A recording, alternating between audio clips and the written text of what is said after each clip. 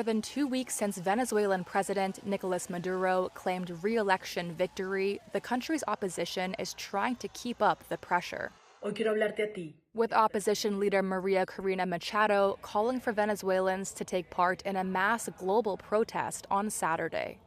But while the U.S. and other Western countries are calling for a full set of voting tally sheets to be released, they are showing little sign of swift, tough action over what many of them have condemned as voting fraud. The responsibility is on Maduro and Venezuela's electoral authorities to come clean on the election results.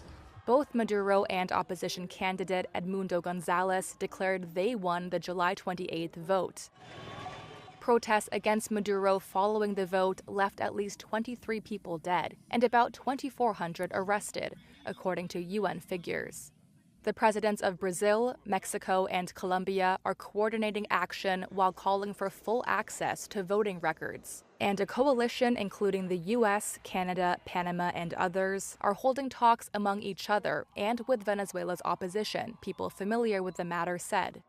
Countries including China, Russia, Nicaragua, and Cuba have recognized Maduro's victory. A U.S. embassy official who was not authorized to speak publicly said no Western governments want to make the first move and instead prefer to, quote, take it slowly. The European Union has urged the release of voting records. They should have been provided immediately. An end to political prosecution and dialogue between the opponents, but has not anticipated any action. 3 officials from different countries said they are being mindful of what happened after Maduro's 2018 re-election. That vote was quickly condemned as a sham and led to the most severe sanctions yet on the OPEC nation. An interim government led by the opposition was widely recognized overseas, but the effort ultimately evaporated.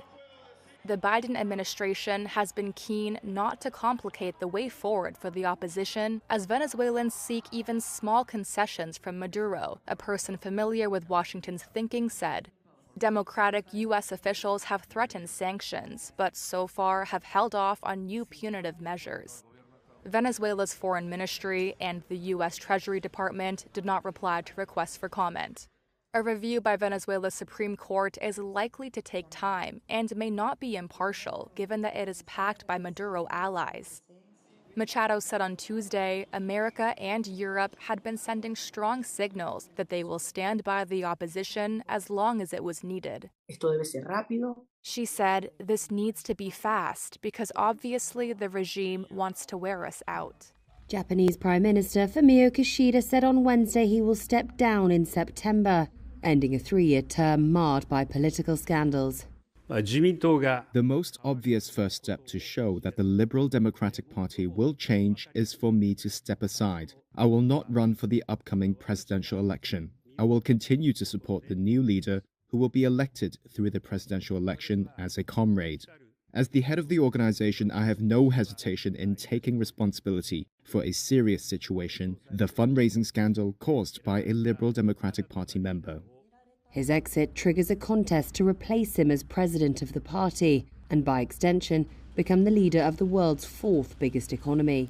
Kishida's public support has been sliding due to revelations about the LDP's ties to the controversial Unification Church and unrecorded political donations made at party events. However, the Prime Minister has also faced public discontent over stagnant wages as Japan's cost of living soars.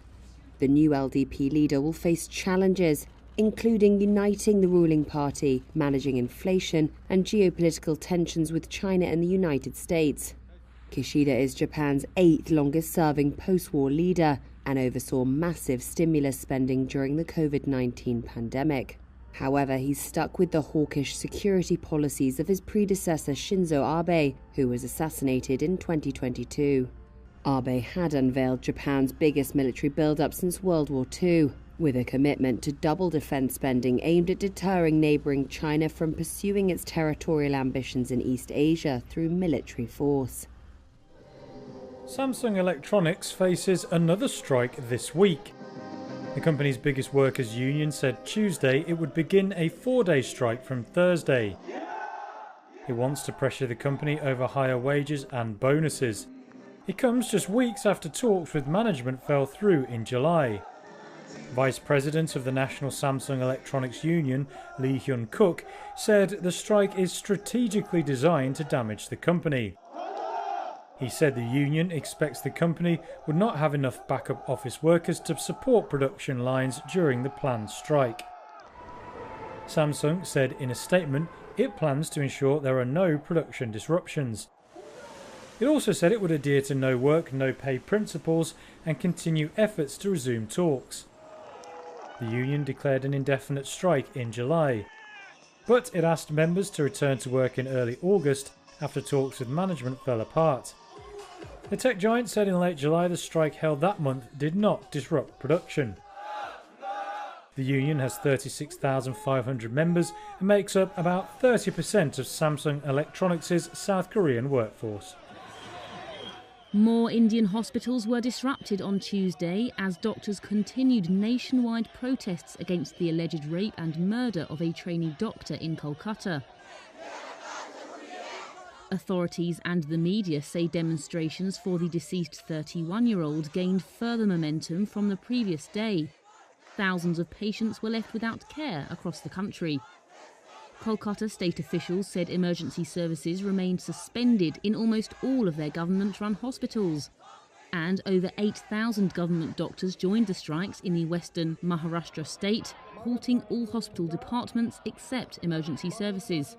Doctors held posters calling for justice for the victim, with some medics like Dr. Ranganathan Dixit in New Delhi calling for the Central Bureau of Investigation to act. We want a fair inquiry and demand CBI intervention. We are demanding strict action against authorities who try to conceal evidence related to the case and the resignation of the college principal. Doctors in India's crowded and often squalid government hospitals say they are overworked and underpaid, and sometimes bear the brunt of violence by those angry at inadequate medical services.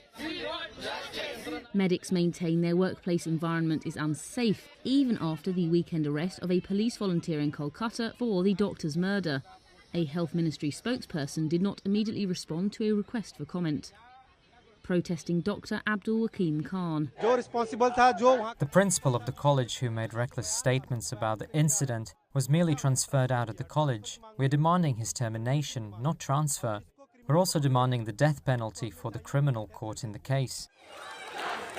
A Kolkata police chief told reporters a case had been registered against the suspect relating to rape and murder. And the region's chief minister said she'd given state police a deadline of Sunday to finish their investigation. If not, she'd hand it to federal agencies. Africa's top public health agency has declared an Mpox emergency as a new variant moves across Democratic Republic of Congo's borders. The African Centre for Disease Control and Prevention said the viral infection was spreading at an alarming rate. Mpox is transmitted through close contact and causes flu-like symptoms and pus-filled lesions. The new variant of an endemic strain of the virus appears to spread more easily through close contact, particularly among children. Epidemiologist Salim Abdul Karim says the problem may be more severe than thought. The evidence we have on the number of cases, the number of deaths, they are just the tip of the iceberg. And the reason is that Mpox is largely a mild condition. We have limited surveillance. We have limited capacity to do the testing that's required. We have limited capacity to do the contact tracing and the reporting. The CDC says that over 15,000 cases and 461 Mpox-related deaths were reported in Africa this year so far. That's a 160% increase from the same period last year. Mpox has been endemic in parts of Africa for decades after it was first detected in humans in 1970. A milder version spread to over 100 countries in 2022, largely through sexual contact. It prompted the World Health Organization to declare its highest level public health emergency. The emergency ended 10 months later as the health crisis had come under control. Angola's President João Lourenço was in Democratic Republic of Congo on Monday. He met with Congo's President Felix Tshisekedi to discuss an ongoing ceasefire in the country's east and efforts to maintain peace in the region. The ceasefire began on August 4th, following talks between Congo and Rwanda, mediated by Angola. Congolese Foreign Minister Therese Kaikwamba Wagner said the two leaders had discussed strategies to strengthen the ceasefire and address ongoing security challenges. And both reiterated and expressed their firm commitment to ensuring that the ceasefire is respected and observed by all the parties that signed it. The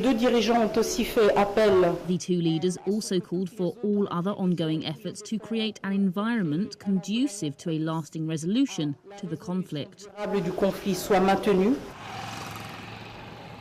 The ceasefire aimed to halt hostilities between Congolese government troops and the M23 rebel group, but sporadic clashes have continued. Congo, the United Nations, the United States and other Western governments have accused Rwanda of backing M23.